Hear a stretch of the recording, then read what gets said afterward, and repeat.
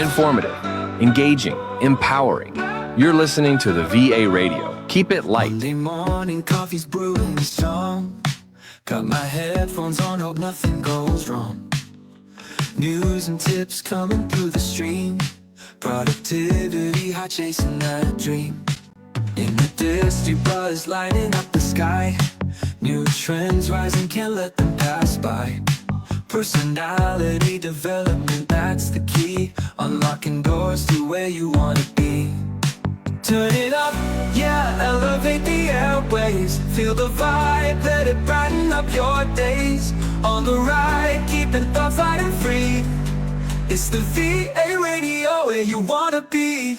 Turn it up, yeah, elevate the airways. Feel the vibe, let it brighten up your days. On the ride, keeping thoughts light and free. It's the VA Radio, where you wanna be. Informative, engaging, empowering. You're listening to the VA Radio. Keep it light. Midday slump, don't let it creep. Sage advice for dreams you wanna keep. Interviews with the pros on the rise, helping you to see through clearer eyes. Inspiration flowing through the wire. Words that lift you, taking you higher. Tune and listen, it's a daily routine, where the VA Radio boosting your scene. Turn it up, yeah, elevate the airwaves. Feel the vibe, let it brighten up your days. On the ride, keeping thoughts light and free. It's the VA Radio, where you wanna be. Turn it up, yeah, elevate the airwaves. Feel the vibe, let it brighten up your days. On the ride, keeping thoughts light and free. It's the VA Radio, where you wanna be. Turn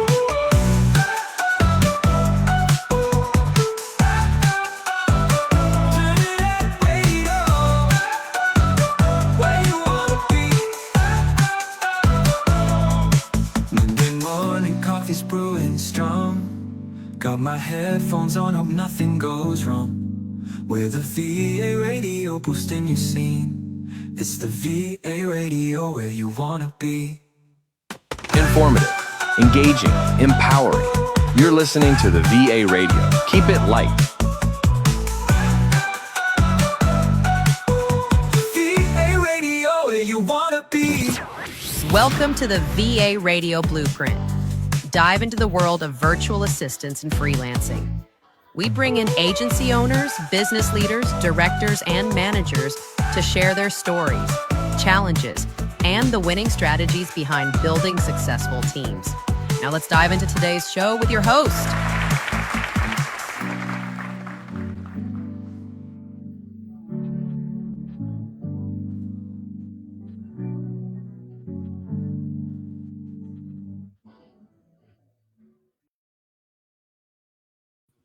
Hi, good evening, everyone. So, welcome to our segment for the VA Blueprint. So, it's been a while. It's been a while since we had the last VA Blueprint segment. So, welcome, everyone. And so, today we have a special guest.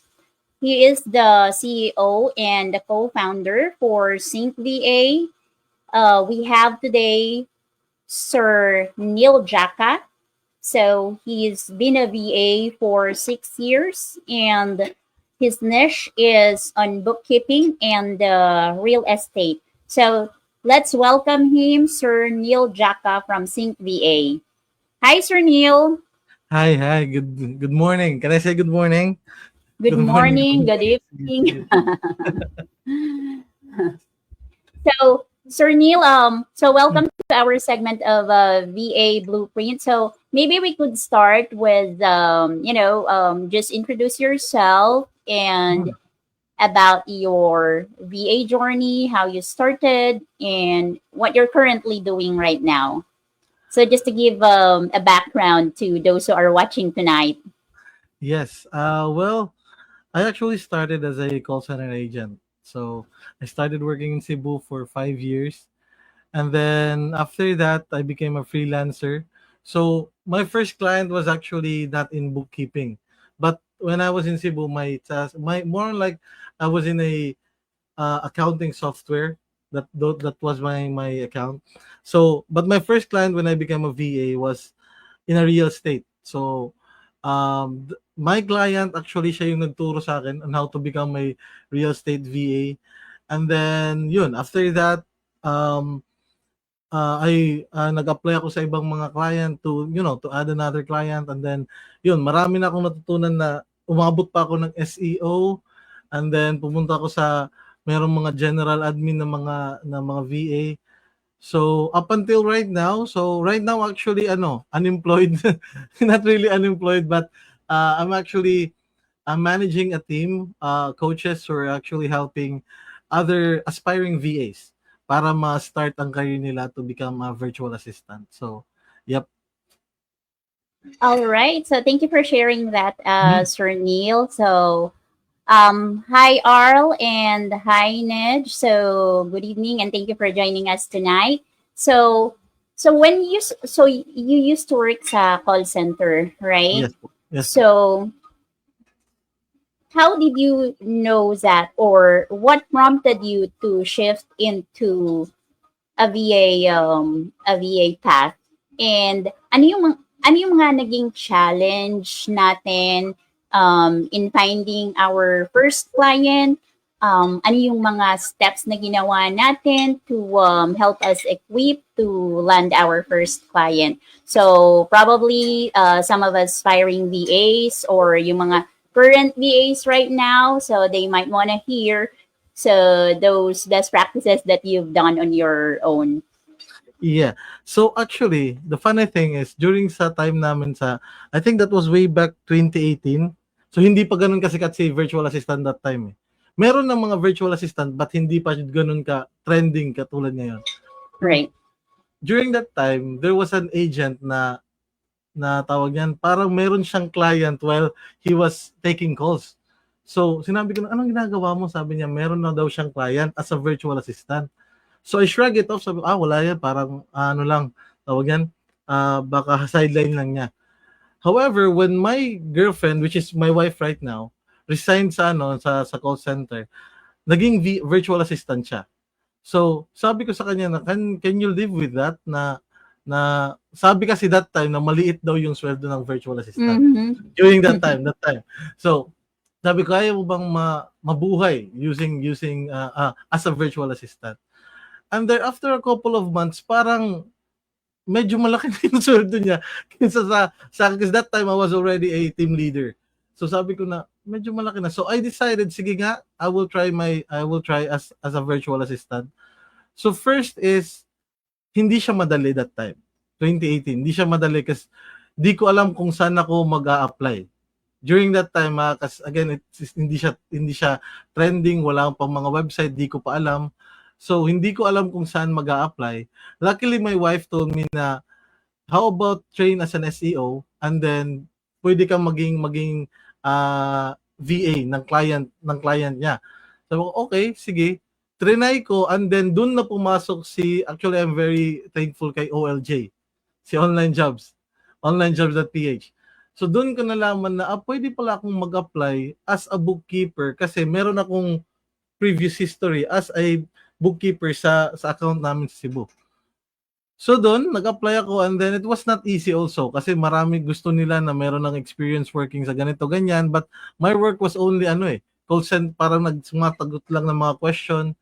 So, it was not easy. However, I think I landed a client, my first client na yun nga, parang meron siyang faith sa akin that time. So I landed, I applied as a bookkeeper, pero yung gusto niya is maging jack of all trades ako, maging transaction coordinator and property manager. So since I need money that time, sabi ko, sige, okay. So I started at $2.5 per hour that time up until dahan-dahan na siyang so that was the journey. All right. So, I could, resonate on what you said na before nga.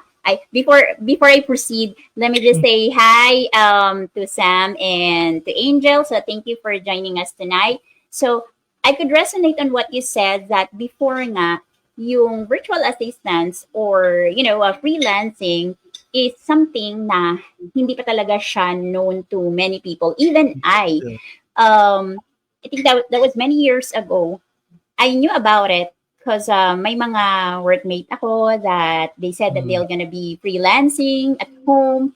However, my fear was wala ngang mga benefits like yung mga government, or how about the HMO. So I'm really scared to dive into it kasi 'di ba nga Yes. parang sinasabi nga nila unsecured and walang stability. So how did you overcome yung mga ganong challenges or what ifs? And right now, what could you say or could you really say na wala talagang stability in freelancing or virtual assistants? So how do you mitigate yung mga ganong mga instances? Ano yung mga magiging advice mo dun sa mga aspiring or future VAs on how they can really secure their future? May mga best practice ba na we can na pwede nating i-share sa kanila? Well, that's a really great question, no? Kasi my wife actually asked me that before.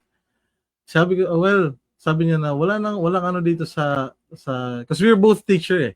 We're both BS Ed, so education students, so wala nang security. But I did answer her, so I think I will just answer it like the way I answer my wife. So sinabi ko sa kanya na just secure yourself.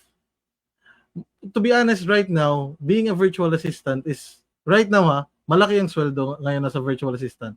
So, secure yourself using that.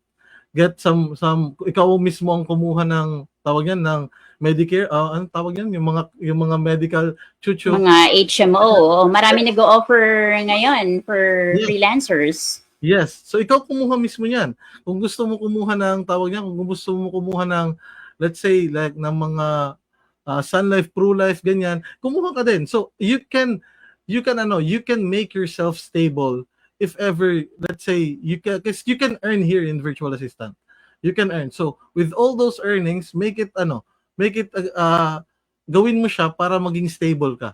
So yun yung sinabi ko sa kanya. There's no stable job also even in a local company, because there will be time na isang kasalanan mo lang, sige, you're fired. So even exactly, like that. Yeah. So that is why I said na okay, if ganyan na walang hindi stable si virtual assistant, then let's make ourselves stable. Let's try to find another client. During that time umabot ako I think ng 6 clients para lang talaga makaipon, and then after that, yun nga, sinabi ko sige, let's try to make ourselves stable kahit sinabi nila na hindi stable. Mm-hmm. Yeah, I would agree to that. Well, I was also a team leader before in BPO, and I have, like a promising status at that time that there will be opportunities for promotion and all. But nung naranasan ko na yung mag-work at home during the pandemic, there's nothing more valuable than that. And I do want to go back, to reporting to the office. Because if you think about it, yung mga expenses mo for transportation, right? And yung pagkain mo pa kapag nasa office ka. And on top of that, yung magkakayayaan ng mga teammates, kakain sa labas and all, compared to kapag nasa bahay ka, 'di ba? Parang you can just eat whatever you have na, well, siguro minsan magpapadeliver ka and all, pero mas magastos talaga kapag yung nag-work ka on-site. And I think it all boils down on discipline as well, financial literacy and all that. And marami naman siguro mga ngayon, resources or people that offers yung mga ganong klaseng education. And then you mentioned earlier about the 6 clients. So, I mean, hands up, hands down sa mga virtual assistants na they can really, handle yung mga multiple clients. Sobrang galing ng kanilang time management. But for new virtual assistants or aspiring virtual assistants, kasi may mga nakikita ako sa community, like they're already aiming for multiple clients, although they haven't landed their first client first. What advice can you give to aspiring or virtual assistants who are just starting their career? Would you recommend them to right away, aspire to get yung mga multiple clients? Is that something possible for them? I think I will advise Mhm. them based on my mistake. Yan na lang. So, my mistake before was I was too greedy. Greedy kasi pera nga, dollars, di ba? So, I think what I can suggest is, make sure na parang tawag yan, ma-secure mo muna itong unang client mo. Secure meaning like, you gain the trust of your client, nandyan na yung trust ni client, nandyan na yung, let's say, talagang not really an employee na, but family na yung treatment sa'yo ni client. And then that's the time na you can maybe, let's say, because having multiple clients actually, you need to sacrifice, hindi yan madali. You need to sacrifice time and you need to sacrifice patience para turuan yung ipapadelegate mo. Kasi that's actually what I did. So what I did is hindi ako nagtatrabaho ng ibang client, I delegated, however, with my supervision. Kaya, yun nga, bumili ako ng malaking monitor para makita ko silang lahat. So, yeah, that's actually what I did. And then, nandito sila sa bahay para isang tawagan lang, makaka-answer ako agad. However, based on your question, I would not really suggest it na during your 90 days is maghahanap ka na naman ng bagong client. Wag muna.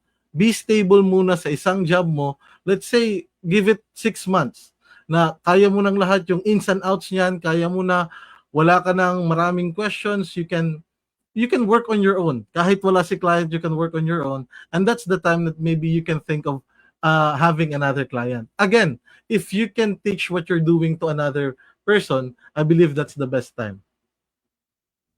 Yeah, I would agree to that. Thank you. Thank you for sharing your insights. But let me say hi to Miss Jessa and to Rod, who's watching from Leyte. So welcome and thank you for joining us tonight. So yeah, I would totally agree on that. Na if you can have that task delegation to people you trust, of course, kasi I think outsourcing is actually risky as well. Yes. So you have to make sure that the people that you're trusting or delegating the task, especially if there are, PHI, are people that you can really trust. Because we know what's happening sometimes, the horror stories in the VA community. So we see a lot of those. Diba? So yeah, so mga aspiring VAs dyan, make sure that you be comfortable, secure your first client first. That's a very good point from Sir Neil. And then learn the process, and kapag kaya mo na siyang ituro and you've already mastered it, then maybe you can try to add more clients, because it's really hard to teach what you haven't mastered. If you would agree to me on that, right? Because nowadays, ang daming mga coaches, trainers, and all. And some of them, they're teaching something that they haven't experienced. And that, to me, is very risky, because you can never really teach the best practices, or, the things that you could have experienced when you're really doing it and you have mastered the task. I don't know. Yeah. Yeah. True. Yeah. So right now, you're co-founder and coach as well for Sync VA, right? So what are the roadblocks, or you think are the challenges, or yung mga bagay that you see from aspiring or trainees that you have handled that you think they should be focusing? Ano yung mga bagay that they need to be really equipped with if they wanted to be a virtual assistant? I think ang sinasabi ko sa mga students ko before is lessen your cup. Yan muna. Mhm. Kasi they really cannot learn something new if puno yung baso nila. And all of them are saying that, no, yeah, I can learn. But no, actually, hindi yan eh. Because if you are not lessening your cup while you are in training, rest assured wala kang matututunan. Puro ano ka lang, puro tawag yan. Yung iba is puro kontra lang, parang ganyan lang. So, because you cannot learn something new dyan eh. So, that's what I told them, that lessen your cup and then trust the process. Joke lang. So, lessen your cup and then, ano, yun yung pinakauna ko. Yun yung pinakauna kong sinabi sa kanila. And then, make sure na you listen to your coach. That's actually, if ever, again, if ever they have coaches. But if let's say itong mga nag ano lang, tawag yan, yung self-training lang, yun, first, lessen your cup, and you need to make sure na meron kang structure, meron kang system na fina-follow para hindi ka mawala. So, yan yung pinaka-advice ko actually sa kanila kasi ano eh, actually lahat tayo naman gusto nating matuto if let's say interesado tayo. Ganyan, 'di ba? Tama. Kung interesado tayo Yeah. sa ano. So, that's why I told my student before na tinanong ko siya, bakit gusto mo maging VA? Kasi gusto daw niya ng pera. Sabi ko, if gusto mo ng pera, dapat matuto ka because you need to learn. That's the first thing. You need to learn. So, how can you learn if yan, still puno pa yung nasa utak mo? So, lessen your cup and then slowly learn something new every day. Because being a virtual assistant, you need to learn something new every day. So, yeah, that's I think that's my best advice. My first advice first. Yeah, ang ganda ng advice na yun. That that they need to lessen the cup because you cannot fill a cup that is already full. Even Yes. in kahit saang bagay naman. I mean, I'm doing karate though. So I'm already a black belt, but I need to to be open, and if there are things that are being taught to us, we need to be open-minded, not Yes. think na ay magaling na ako kasi ganitong level na ako. Yes. But you can never really improve if you're not going to be open to to new things. So yeah, that's a very beautiful advice. And so earlier you mentioned then Sir Neil, no, na those people who are doing self-paced training, that it's important that they have a structure. So you have this Sync VA, and if I'm not mistaken, you're offering courses, right? Yes. Is that correct? Okay. So there are people saying that you don't have to enroll to courses. You can learn those from YouTube, from Google. So what is your take on that? Yes, they can actually learn it from kahit saan. They can learn it. Well, if they need to have a head start, well, here we are. However, if they don't want, let's say, not really they don't want us help or they can't afford any help, then that's all right. They can definitely learn it. Kahit, even sabihin na lang natin, kahit kami, when we started, wala naman kaming mga coaches. But then again, matagal lang yung learning. And right now, as a virtual assistant, habang tumatagal, dumarami yung magiging kalaban mo. Ganun na lang natin sabihin. So habang tumatagal, dumarami yung kalaban mo. So you need to have a head start. But definitely, yes, you can learn it actually, marami nga yung mga free.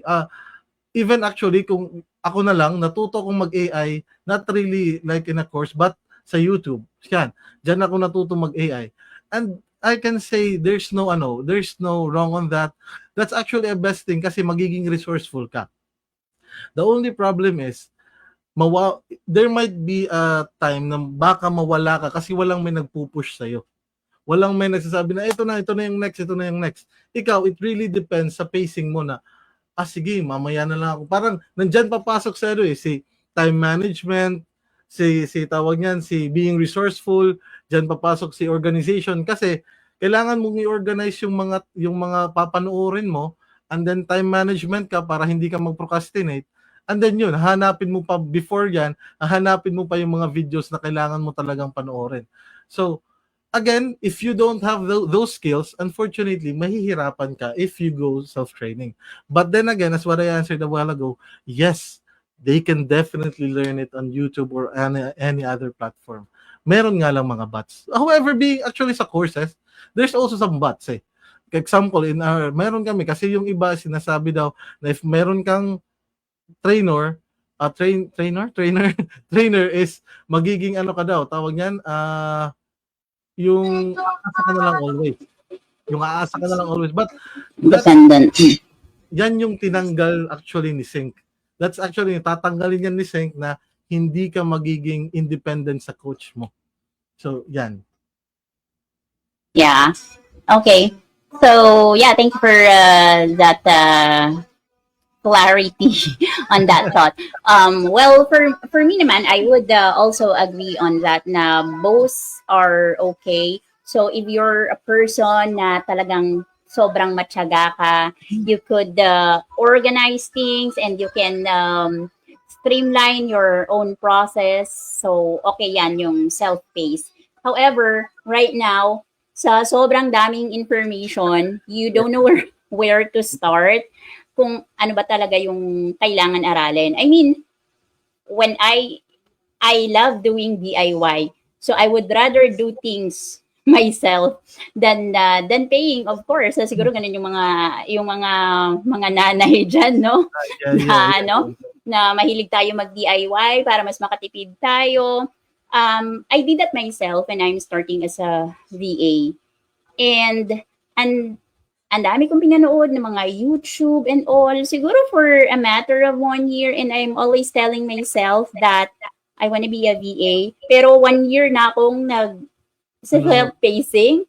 Pero I really cannot organize how to start. And so I started paying courses as well. So, and I think the good thing about when you enroll in courses is not just somebody's gonna push you. I mean, motivation is also something that you really have from yourself. But the good thing about yung mga paid courses is organized siya. Hindi masyadong maraming information, hindi ka na-info overload na ano ba dito yung mga kailangan kong aralin. So, and if you're going to choose like siguro a real estate VA, di ba? Niche down na siya, mas nagiging malinaw sa'yo na ano ba yung mga task na ginagawa nitong isang niche na to? Saan ako magsisimula? So, mas magkakaroon ka ng idea dun sa real world niya. Kasi na-experience ko din yan. So, yeah, and both works naman. If you're a person na matyaga, you can go for the self-paced. If you want to invest on your learning, kasi I think paying paid courses is an investment, right? Parang because you're going to be a freelancer and it's a business, right? So I think that's one of the investment that you can give to yourself, to be better equipped. At saka, to build your network, I think. Because in a class, di ba, marami rin diyang mga, some of them are aspiring VAs, some are already experienced VAs, and they could share yung talagang journey or path na kanilang, na pagdaanan. Di ba? Yeah. So both works. So it depends on your priorities and your personality talaga. Tapos Sir Neil, so syempre, iba-iba yung mga client na nalaland natin, right? Have you ever experienced like a client horror story that you can share, and then how did you handle that situation, and what that situation taught you to be a better VA that you are now? Teka lang, aalalahanin ko na. Well, meron akong client before, hindi ko lang sasabihin kung anong race. But I had a client before na what he said is, kailangan ko daw tapusin yung 1 month na bookkeeping for only 2 weeks. So, during that time, nagtaka ako, bakit nagmamadali siya na hindi pa naman tax season that time. So, ba't di ka na ang sabi niya, I'll give you $15 per hour. Sabi ko, laki. So, ang laki naman. So, syempre ako naman. But during that time, pero parang meron akong reservation na if I finish this for 2 weeks, baka hindi ko na ito makita. So, yun.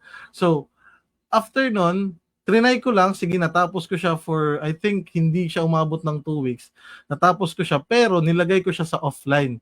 Sa offline, hindi ko nilagay sa Google Sheet, nilagay ko lang siya sa offline ko. And then, after that, minamadali niya na ako, asan niya yung ganito, ganyan, ganito, ganyan, ganyan. So, binigyan ko siya ng kalahati, akala niya, nandun na lahat. So, after that, hindi na siya nag-reply, hindi na siya nag-chat ng, kahit ano, hindi na talaga. And then, after a couple of days, sinabi niya, oy, kulang yung sinend mo sa akin na file. So, doon sinabi ko, teka lang, ngayon ka na hindi mo nga ako na walang sweldo, sabi niya na no, you need to kasi this is your job, ganito, ganyan. So, nagalit pa siya, this is my job, kahit hindi daw kita sineldohan, ganito, ganyan. So, what I did is actually, kumalma ako, sabi ko sa kanya, I understand, sir, na na tawag niyan, na you need this file. However, for security purposes, I need also to delete the file on my computer. Kasi hindi ko file yon. File mo yon. So, wala na akong copy nun. So, that's what I did. And then, galit na galit siya. So, he wanted, I think, ang gusto talaga niya is trabahuin ng libre yung pinapagawa niya.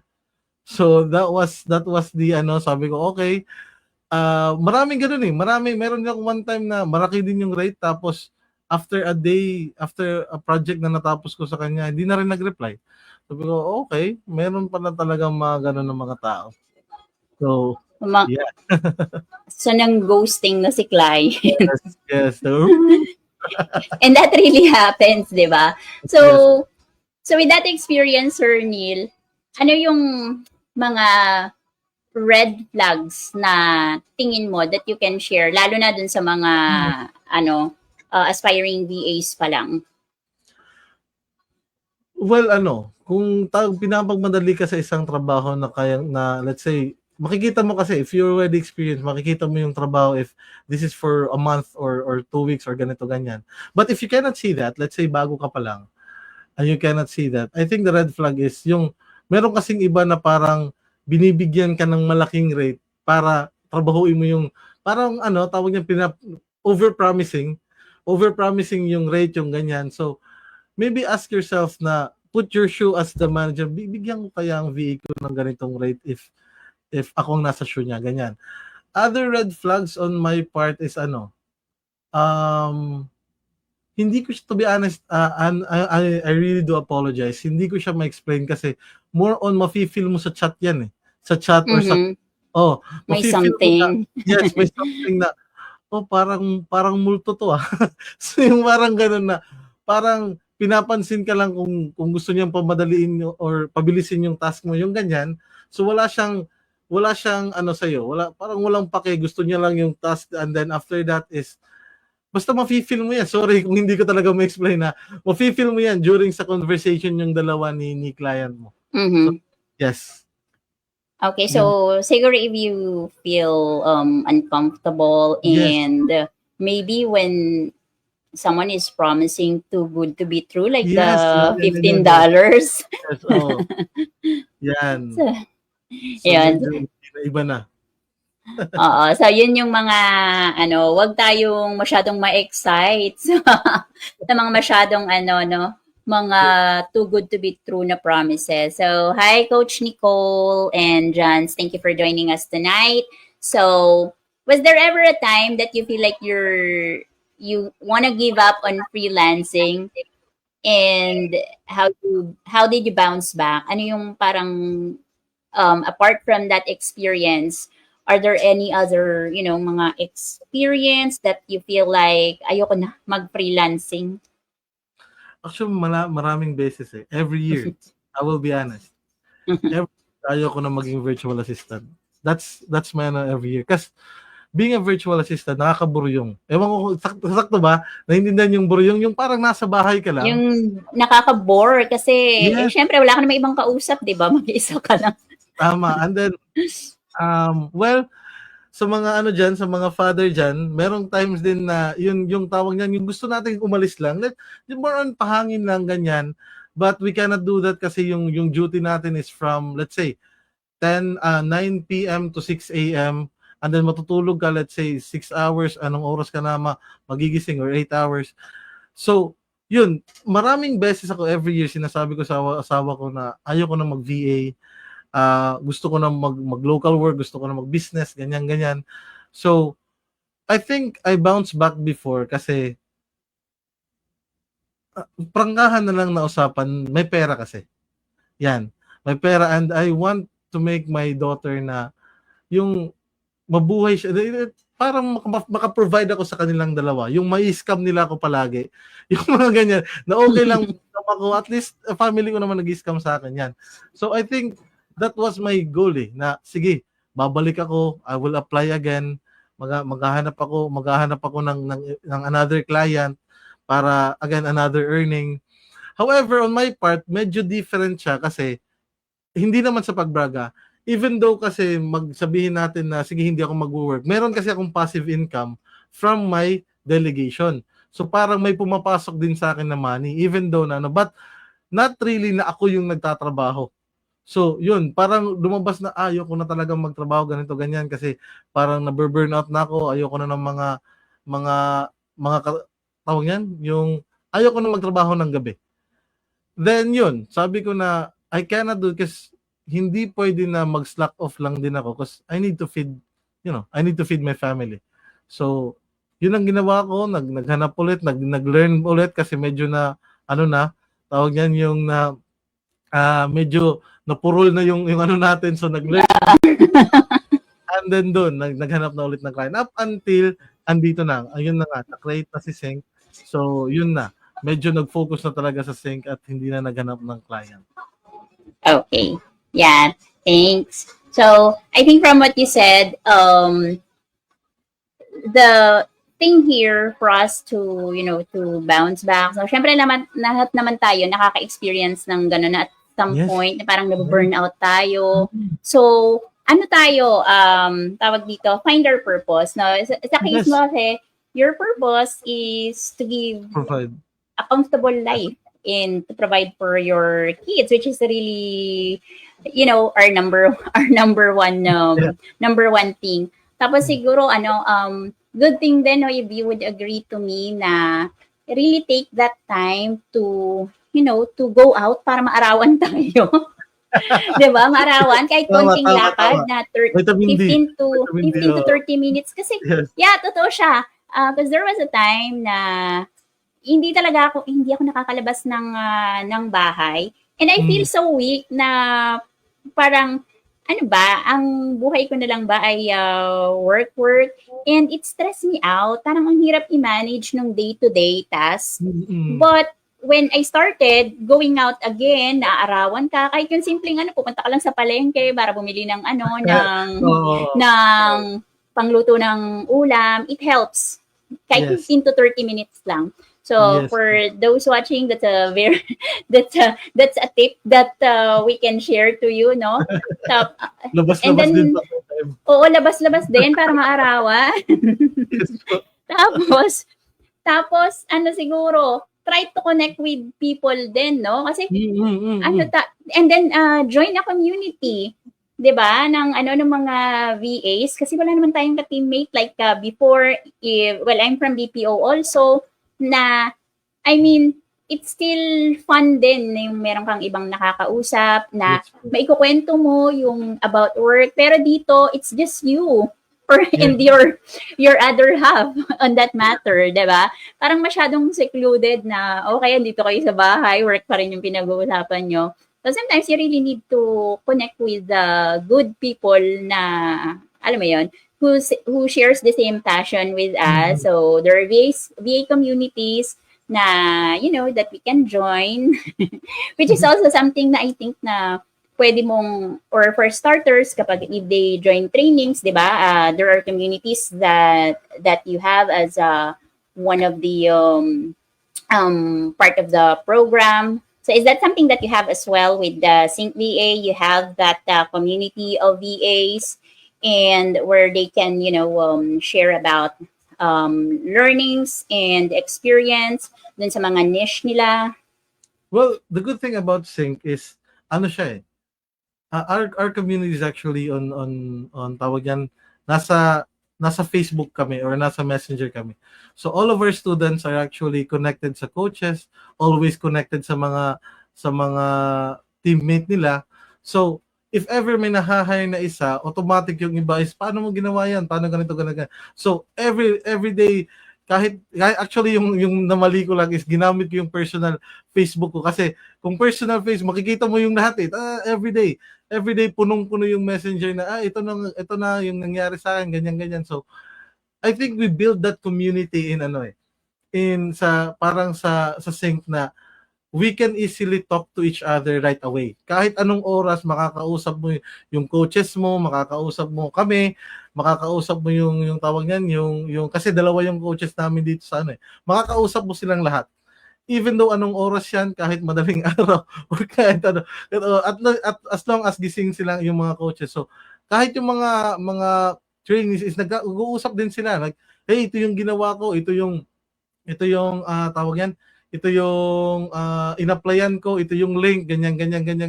So parang ganun yung style nila. So yung community is very alive.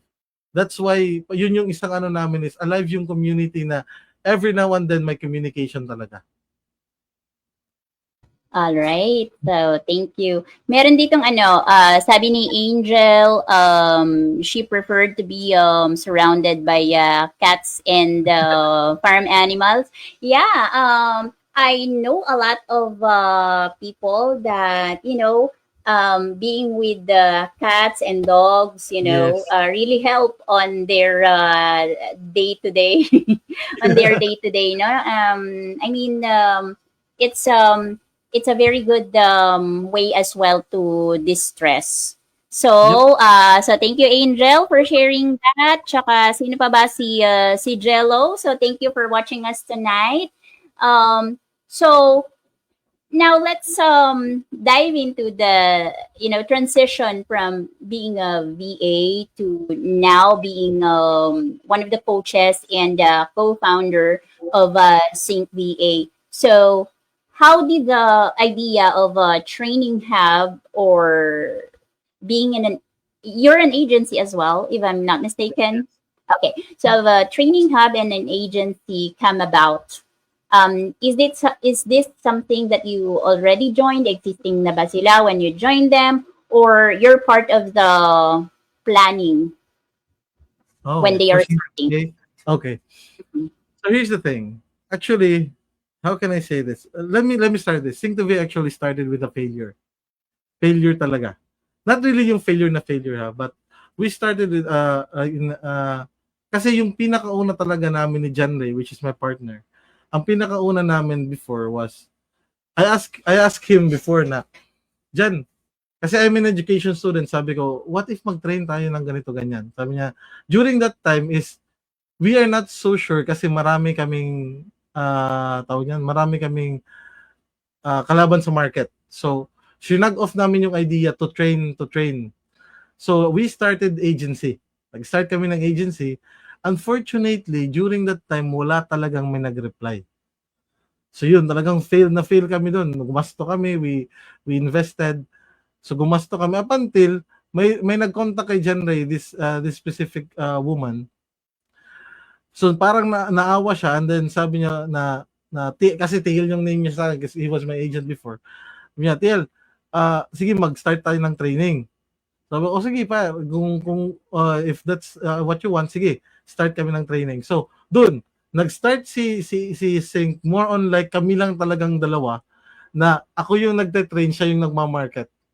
So, I was a virtual assistant that time, So I'm still assisting my client pero I'm still training these aspiring VAs. So we started actually with 5 I think that was 5 trainees. Yan, 5 lang sila.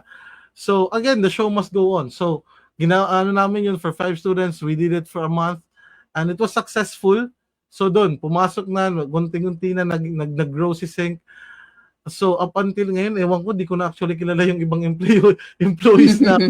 So, but yeah, nag-grow na siya. And then, up until, I'm not so sure what year, dun na, nakakita kami ng partner sa US. Nakita kami ng partner sa US. So, that's the time that we also created this agency na. Parang kinontinue na namin yung agency na. Sige, since we already have a partner in the US, let's build this agency along with the training para mayroong mapupuntahan yung mga trainees natin. So, yeah, that's what Sync actually, kung yan yung nangyari kay Sync. Wow. Ang ganda ng transition niya from failure to success. And how long ilang years before you finally felt like, okay, we're thriving as an agency or as a training hub, and it's really working and we are succeeding? I will answer your question with full honesty, okay? So I think it took us maybe 2 years, I think, na talagang not really to thrive but naging systematic na siya. Kasi kaming dalawa, to be honest, when we started, wala kaming system, kaming dalawa. Kung nakikinig man ngayon si John Ray, brother, I'm very sorry. But when we started, wala talaga kaming system kasi we don't know na ganito pala. So yung system namin is slowly binibuild namin up until I think a year, doon na, I think 1 year, doon na namin na-create talaga yung system na automate na namin yung iba. And I think doon na siya nag-start ng mag-thrive na since kaming dalawa is open na kami for tawag niyan, parang hindi naman nag-slack, parang ano na kami tawag niyan, as a CEO na talaga na tumitingin na lang sa company. So doon marami na kaming mga tawag niyan, mga ideas na pumapasok, especially John Ray, marami ng ideas na pumapasok sa kanya when it comes to marketing.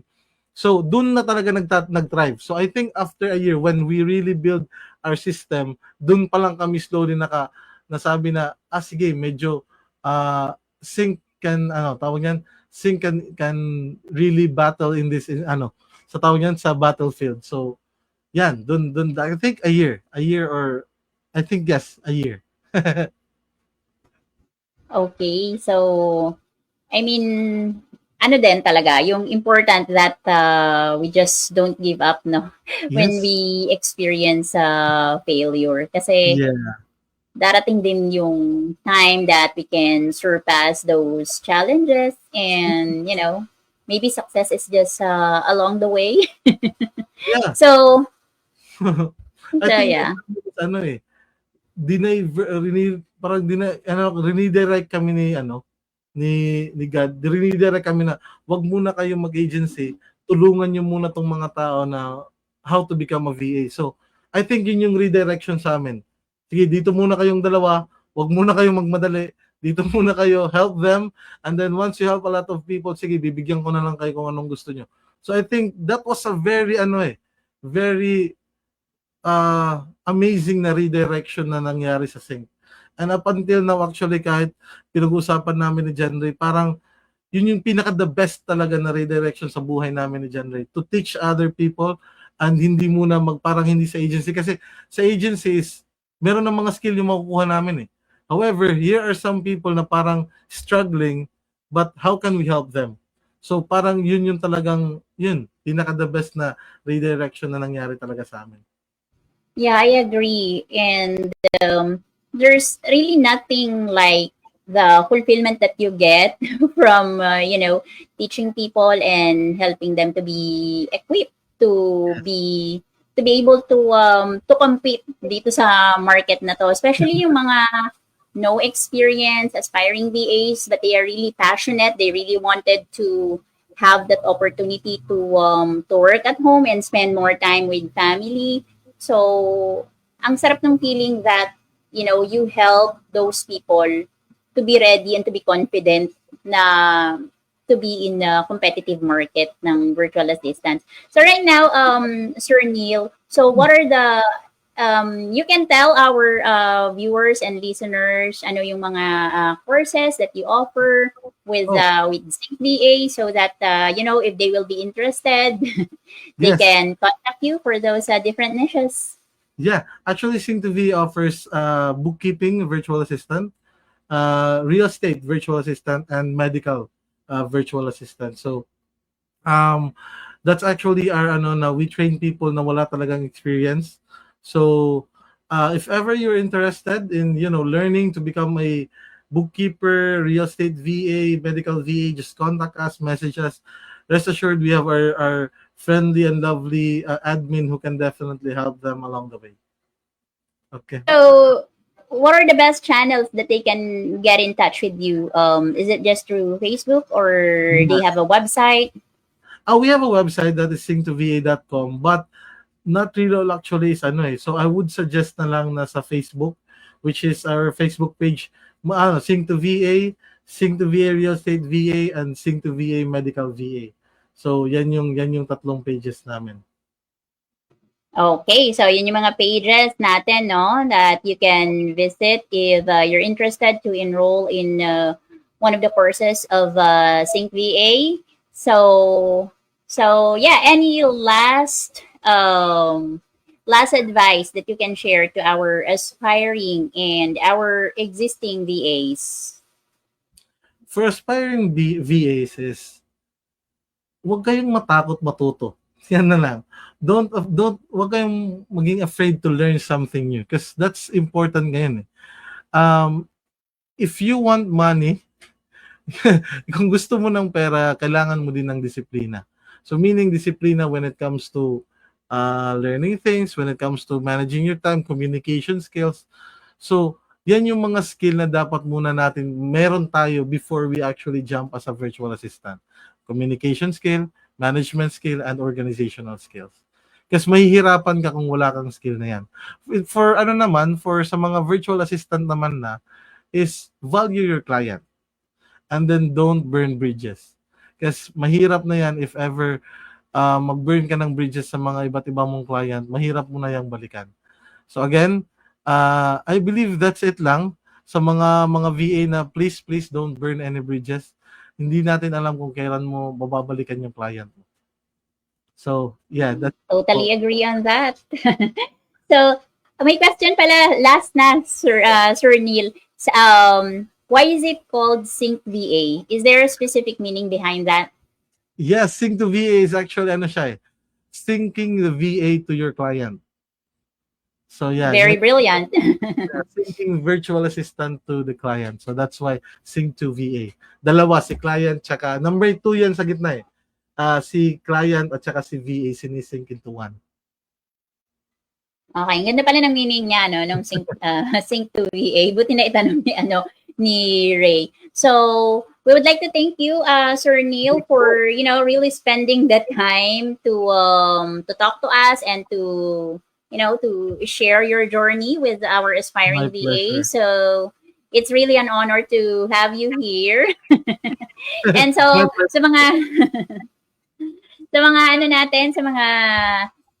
viewers natin, so I hope that we can see you on the next segment of VA Blueprint. Thank you. Good night, everyone. Thank you, Sir Neil. Until next time, you've been listening to the VA Radio Blueprint with Coach Mel, your 1-hour deep dive into the world of virtual assistants, freelancing, and the leaders who make it all happen. We've heard incredible stories, explored the challenges of client acquisition, and shared strategies for finding the perfect candidates. Stay tuned for more insights. And remember, success is blueprinted, not built. Catch you next time, right here on the VA Radio.